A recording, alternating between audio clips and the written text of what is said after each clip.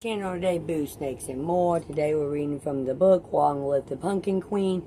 So please like this video and subscribe to the channel. And for more videos like this, watch my other half channel, A&A Snakes and Stuff. My youngest son's channel, Henny's Toys and Games, or my oldest son's channel, Little Chris 10. Now let's dive into the video. We're starting on page 48.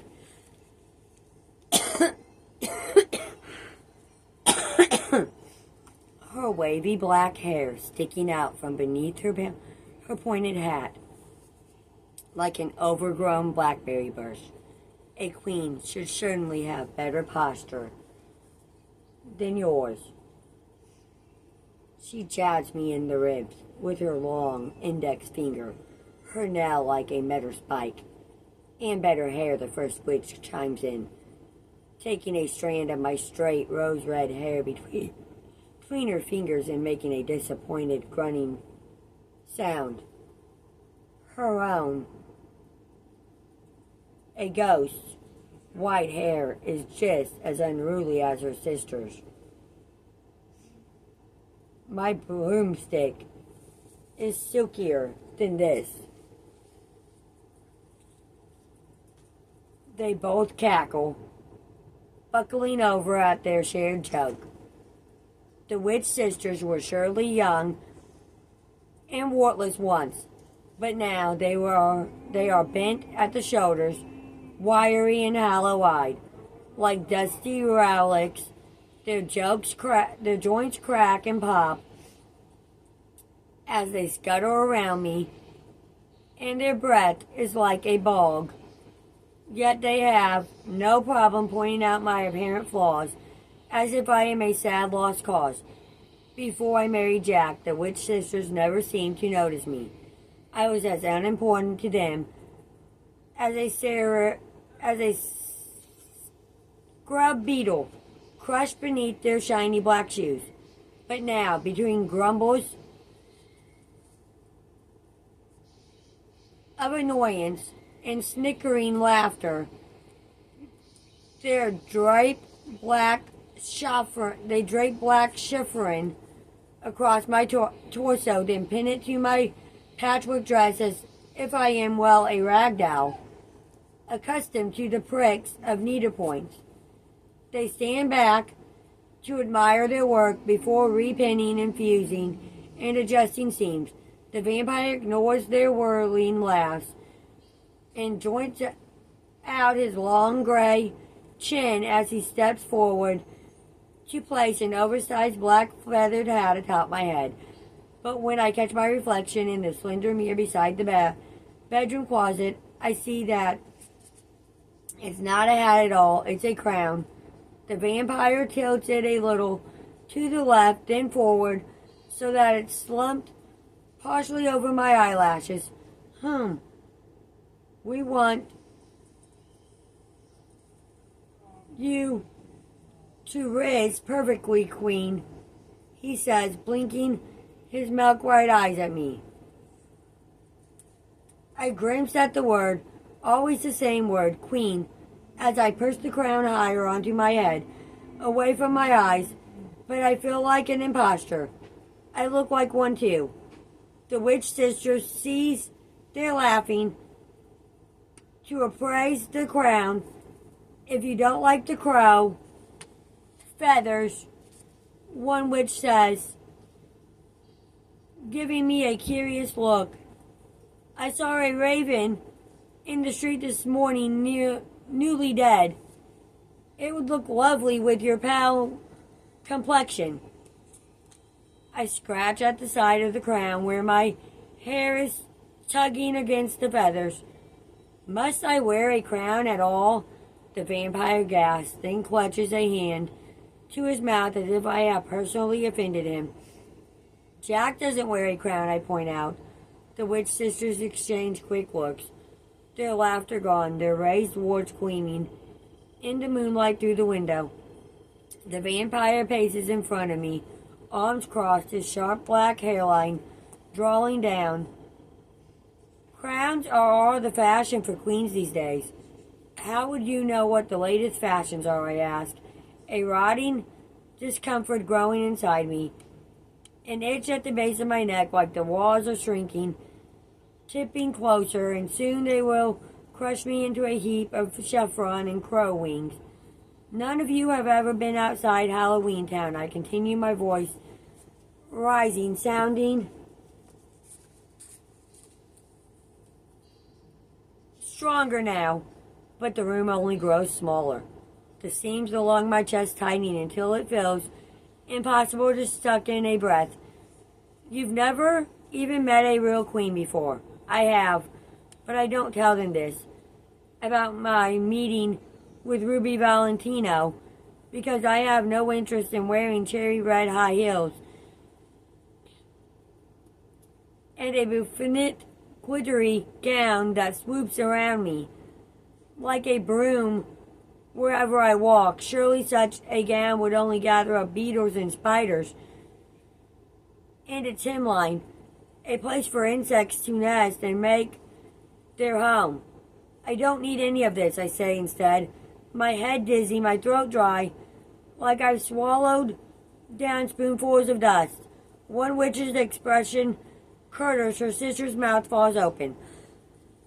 With the chevron fabric still pinned across my patchwork dress, and a crow feather crown tipping to one side of my head, I sought to back away from them, toward the doorway, feeling trapped like a pigeon in an attic, wings useless, eyes darting for a way free.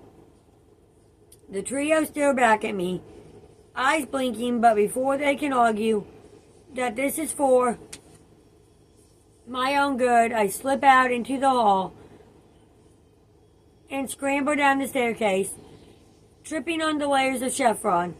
At the end of the hall, I duck into Jack's library, breathing deeply. Jack and the mayor are hound out over the unrolled sketches and blueprints spread out on the lopsided wood table, talking quickly, heads close together while Jack uses a squid ink pen to make notes in the margins. Perhaps we should use twice as many spiders this year, Jack is saying. Tuck them into the corners of every bedroom. The mayor nods. Cobwebs are always a success, he replies, tapping a finger against the table. And remember, production is down with candy corn this year, so we'll need to find an alternative. Jack straightens. Is the swamp still running low on sugared wax? Afraid so, but we have an idea for making candy shaped like bat heads. Jack rubs anxiously at his forehead, bone against bone. Do you have enough black tar for that? I'll check with Cyclops, but last week he assured me that the tar pits were as deep as ever. Good, Jack says, releasing his hand. Now about the Wolfman. I heard he has a sore throat and isn't sure if he'll be able to howl at the moon this year. Is this true? The mayor starts to speak, but I step into the room, cutting him off. Jack, I say softly, I need to speak with you. He turns and smiles when he sees me, eyes lighting up. I step further into the room, into the lamplight. I don't really feel like myself in all this. I lift the edges of the black chevron gown for him to see the layers like a lace cake or cobweb stretched. Then the crow feather crown, now slumped to one side, slipping down my two straight hair. Jack raises the bones above his eyes, mouth puckering to one side. He muses, crossing the library to touch a length of the fabric stretched and pinned across my shoulder. It does seem a little strange, a little too, he considers the right word, formal. Perhaps a different fabric? I swallow and shake my head. Jack, I don't think, but the mayor cuts me off. They're doing their best they can with the fabric they have, Jack. The mayor's face has spun around again, all jagged teeth and worried eyes. Halloween and a queen all in less than a month. It's a lot for the town to organize. We're stretched thin as it is. Jack nods. Yes, of course, I know. I'm asking a lot of everyone. It's not the fabric, I start. But Jack takes my hand in his. I want you to have anything you need to feel like a queen.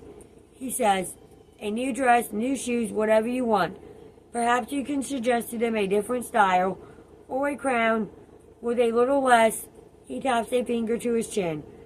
I don't want any of these things, I inject, shaking my head. I don't want a crown at all. He tilts his gaze, like he's finally starting to understand, to see the worry dampening my eyes. Jack, please, the mayor says with the table.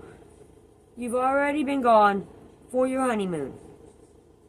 We don't have time to argue over dress fabrics. Yes, yes, Jack replies, nodding back at the mayor. Then he turns his focus to me. Taking my hands in his. We'll discuss it tonight, he says, winking at me. I only want you to be happy. He says it softly so only I can hear. Then he kisses my palm soft and sweet. But all too quickly he turns back to the mayor, resuming their conversation about how many pumpkins should be carved and how many beeswax candies to place in each. I tuck my mouth to one side, the unease still withering inside me. I slip out into the hall, where the witch sisters and the vampire are coming down the stairs. Pumpkin Queen, they call in a chirpy sing-song. Let us show you the fish leather shoes we prepared for you. The hill is impossibly tall and terribly uncomfortable. We think you'll love it. I don't wait for them to reach the bottom of the stairs. I don't bother protesting. Instead, I dash past them and yank open the front door, ducking out into the dim evening light. Chapter 4, page 56. I have to get away from Halloween Town. Away from everyone. My mind hisses with overcrowded thoughts, like poison bubbling over left to simmer too long on a crackling fire. I wanted this, didn't I? To marry Jack? But I never truly wanted to be queen.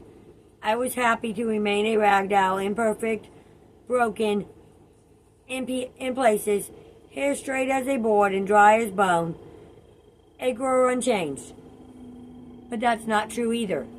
I was never content in my life before Jack, never satisfied to remain trapped in Dr. Frankenstein's lab, never liked the idea of being built, molded, sewn together by a mad scientist in a cold, damp lab on a dark, rain-drenched night.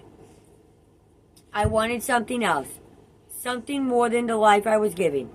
But now I'm queen, and it feels like there are pieces missing between my two lives. Seams not properly folded together, jagged and knotted. Parts of myself I don't quite understand. Night lies heavy over Halloween Town, and I make my way quickly along the outer edge of town, through long, sinister shadows, until I reach the cemetery. Zero appears in the doorway of his small tombstone doghouse, eyes black as night, ears raised. He zips out to me, nose glowing golden orange in the dark, and together we cross over the narrow stone bridge, leaving Halloween Town behind, and pass into the starless gloom of the forest.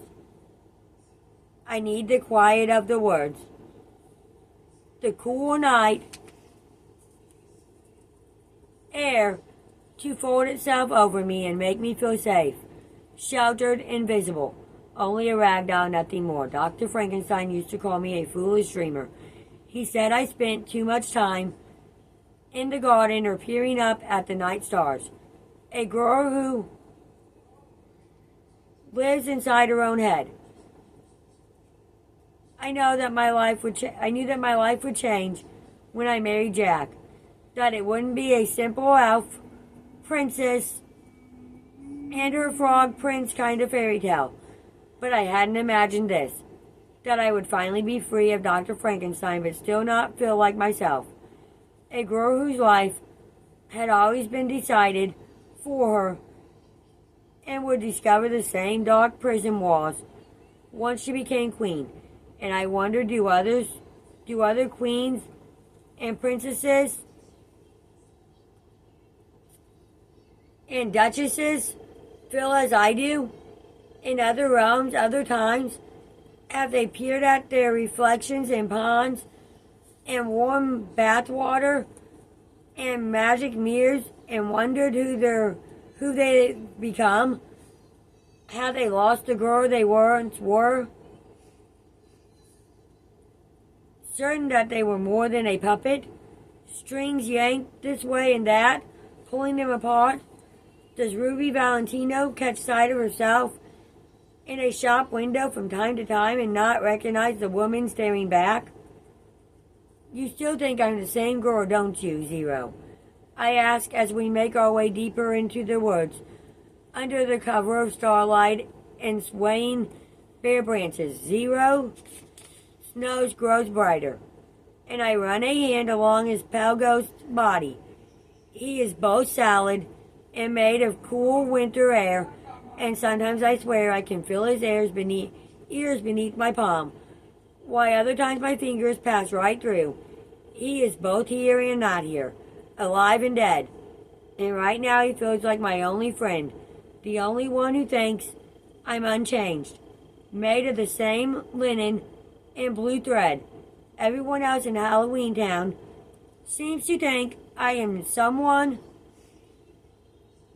entirely new, a girl with a royal title whose hair should be like